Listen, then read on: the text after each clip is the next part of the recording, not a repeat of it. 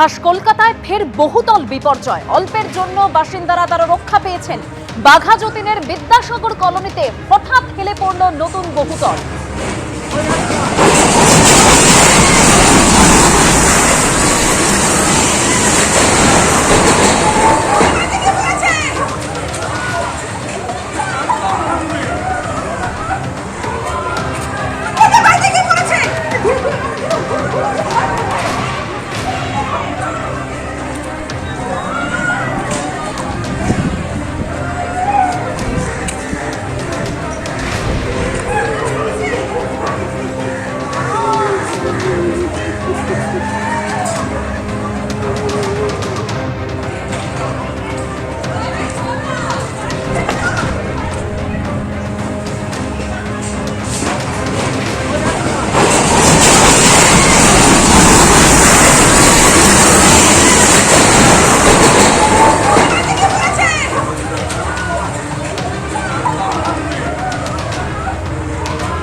একদম বাড়ি ভেঙে পড়ার মুহূর্তের ছবি আপনারা দেখতে পাচ্ছেন। বিল্ডিং এর একাংশ ভেঙে পড়লো, তারপরেই হেলে পড়ে গোটা বিল্ডিংটি। একদম সেই ছবি আপনাদের সামনে রেখেছি।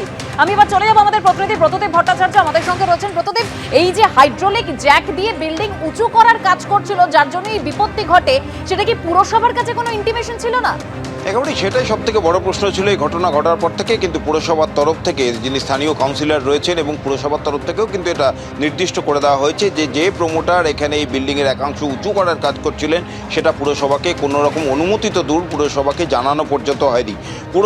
পুরোটাই একেবারে পুরসভার অজ্ঞাতে এখানে এই কাজ চলছিল এবং তা থেকেই বিপত্তি। একটু ছবিটা দেখাতে বলবো অপূর্ব মাঝিকে। এই মুহূর্তে দেখতেই পাচ্ছ গোটা বিল্ডিংটি হেলে পড়ে দিক কার্যত ভেঙে পড়েছে। পাশে যে একতলা বাড়ি রয়েছে, যে একতলা বাড়ি, সেই বাড়ির ওপর ভেঙে পড়েছে এবং সেই বাড়ির কারণে এখনো পুরোপুরি ধূলিসাৎ হয়ে যায়নি বিল্ডিংটি। ওই বাড়িতে এই মুহূর্তে আটকে রয়েছে এবং সেটাই কিন্তু অত্যন্ত বিপজ্জনক পরিস্থিতিতে রয়েছে। পুরসভার আধিকারিকরা এখানে রয়েছেন, কিভাবে এই ভেঙে যাওয়া বিল্ডিংটিকে সেটিকে পুরোপুরি ভাঙা হবে, ডেমোলিশ করা হবে, সেটাই এখন চিন্তার বিষয় হয়ে দাঁড়িয়েছে। কারণ যে পরিস্থিতিতে এখন এই বিল্ডিংটা রয়েছে সেটা ভাঙতে গেলে অত্যন্ত ঝুঁকিপূর্ণ কাজ। কারণ দেখতেই পাচ্ছ বিল্ডিংয়ের এক অংশ থেকে, একদিক থেকে কিন্তু কার্যত উল্টো দিকে, অপর দিকে বিল্ডিংটি ভেঙে পড়ে গিয়েছে এবং সে ভয়াবহ ছবি আমরাও কিছুক্ষণ আগে দেখালাম এবং অপূর্ব মাঝি দেখাচ্ছে। এবং পুরসভার যারা ইঞ্জিনিয়ার রয়েছেন তারা এই বিষয়টি নিয়ে আলোচনা করছেন যে কিভাবে এই বিল্ডিংটিকে ডেমোলিশ করা হবে। কারণ এই যে বিল্ডিংটি, চারতলা যে বাড়ি, সেই বাড়ির আশেপাশে কিন্তু প্রচুর আরও বিল্ডিং রয়েছে এবং ভাঙতে গিয়ে যদি আবার নতুন করে কোনো বিপত্তি দেখা দেয় সেই নিয়ে কিন্তু সংশয় তৈরি হয়েছে। তবে জানি রাখি, প্রায় মাত্র এক দশক আগে এই বিল্ডিংটি তৈরি হয়েছিল এবং এই 10-11 বছরের মধ্যেই কিন্তু এই পরিণতি হয়েছে বিল্ডিংয়ের। যেটা এই যে আবাসন, সেই আবাসনের যারা বাসিন্দা তারা অভিযোগ করছেন যে এই আবাসনটি তারা কিনেছিলেন তাদের সর্বস্ব দিয়ে, কেউ 22 লাখ, কেউ 24 লাখ, কেউ তারও বেশি। কিন্তু দেওয়ার পরেই, কেনার কয়েক বছরের মধ্যেই তারা দেখতে থাকেন যে বিল্ডিংটি একটি অংশে হেলে যাচ্ছে। অর্থাৎ যেই দিক থেকে বিল্ডিংটি ভেঙে গিয়েছে সেই অংশটি কিন্তু নিচু হয়ে যাচ্ছিল ক্রমশ। এই জায়গা থেকে তোমার কাছে একটা বিষয় জানতে চাইবো, যখন এই ফ্ল্যাটটি তৈরি হয়েছিল তখন কি পুরসভার অনুমোদন নিয়ে তৈরি হয়েছিল? দেখো, এখনো পর্যন্ত যে সমস্ত তথ্যগুলো আমাদের কাছে এসছে যে পুরসভার অনুমোদন নিয়ে এই আবাসনটি তৈরি হলেও আবাসনটি বেআইনি নির্মাণ।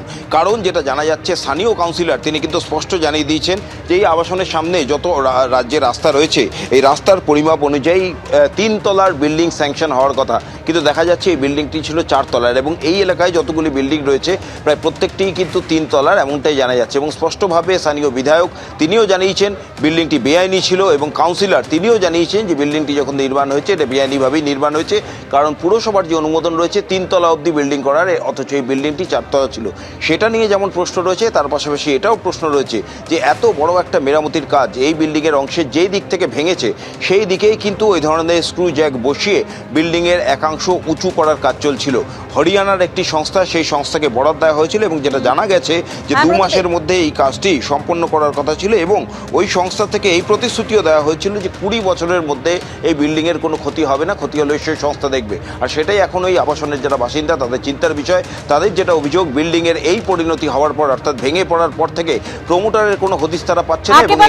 এই প্রমোটারের এখনো পর্যন্ত কোনো হদিশ পাওয়া যাচ্ছে না। প্রমোটারের খোঁজে তল্লাশি চালাচ্ছে পুলিশ। ধন্যবাদ প্রদীপ।